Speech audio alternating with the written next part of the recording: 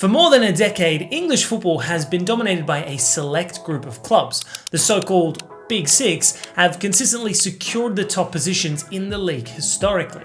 Their financial power, global fan bases, and ability to attract world-class talent set them apart from the rest. This dominance has not always been absolute. Over the years, Leicester City's fairy tale title win in 2016 and Newcastle United's recent resurgence have shown that the gap between the elite and the chasing pack is not so vast. But for the most part, these six clubs have remained at the top, dictating the course of the Premier League. With the rise of new challenges and internal struggles within the Big Six, the question now is, can they maintain their dominance, or is English football entering a new era? Brighton, Villa, and Newcastle have emerged in recent years as contenders for the European spots almost every season, while teams like United and Spurs have struggled to get top spots consistently. Newly promoted teams go back down within a season or two, but the rest of the teams in the league are constantly improving their chances of climbing up the table. Let's dig in and try to understand why this even exists in the first place.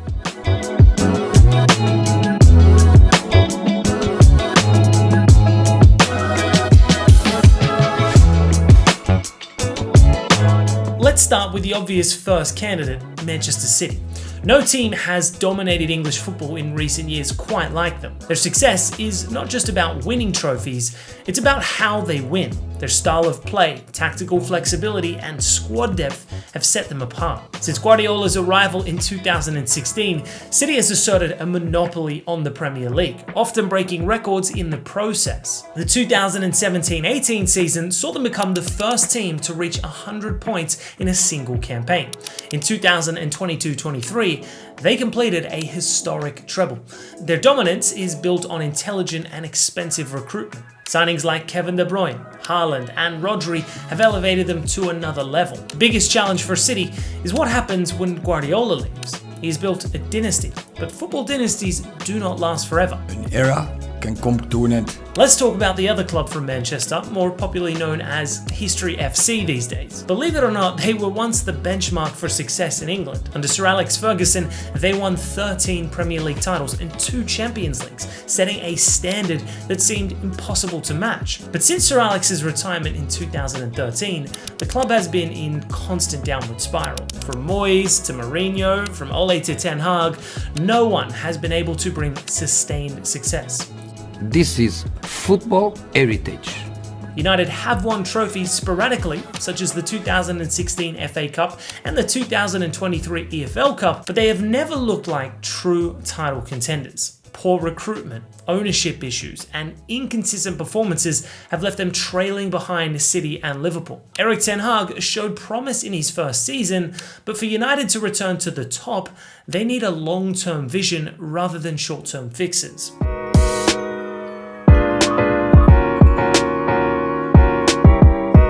Arsenal were once the dominant force in English football. The Invincibles of 2003-04 remain the only team to go an entire Premier League season unbeaten. But that success faded away, even before Wenger's departure in 2018. When Mikel Arteta took charge in 2019, they had talented young players, but lacked the mentality to compete at the highest level. Arteta changed that though. Through smart signings and tactical adjustments, Arsenal became title contenders once more, although for many, that's still debatable. The 2022-23 season was a breakthrough. Arsenal led the league for most of the season, but fell short to Manchester City in the final weeks. The blue side of London has a better claim to fame because of their trophy collection and seemingly endless funding. Under Roman Abramovich, they won a fair amount of Premier League titles and the Champions League twice. In 2022, everything changed though. Abramovich was forced to sell the club. Todd Bowley and his Blue Co consortium took over, and what followed was one of the most chaotic spending sprees in football history. Chelsea spent over £1 billion on new players in just a few transfer windows since the new takeover. The squad became bloated, and constant managerial changes only worsened the situation. Chelsea went from being a top 4 club to struggling in mid-table, but they've now somewhat found an identity under Enzo Maresca. But what about Spurs? Their place in the Big Six has often been questioned.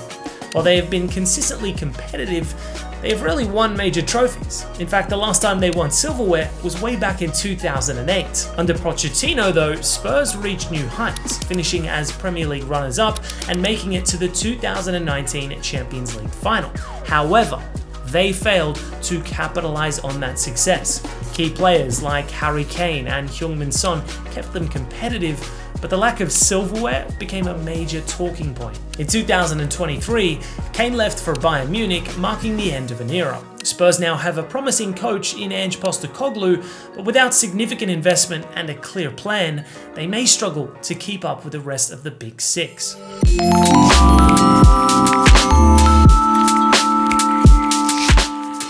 For much of the early 2000s, Liverpool remained a club with a rich history but without consistent success. Their league title drought stretched for decades, and while they had moments of brilliance, such as the miracle of Istanbul, they struggled to maintain an elite status in the Premier League. Managers came and went, but no one could restore the club to its former glory.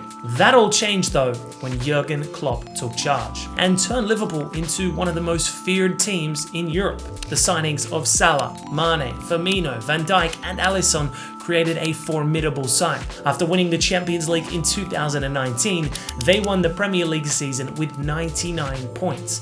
Liverpool became a dominant force, but financial constraints and an aging squad almost caught up with them, and Klopp announced in 2024 that he would be leaving the club at the end of the season. But Arne Slot has managed to revive their winning spirit since he came in.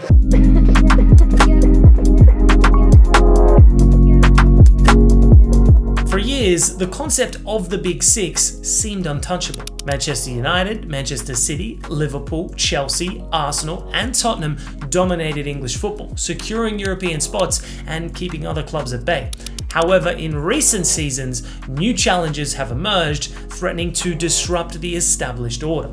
The biggest of these threats comes from Newcastle United. Their transformation began in 2021 when the Saudi Arabian Public Investment Fund completed its takeover of the club. Suddenly, Newcastle had financial power that rivaled even Manchester City.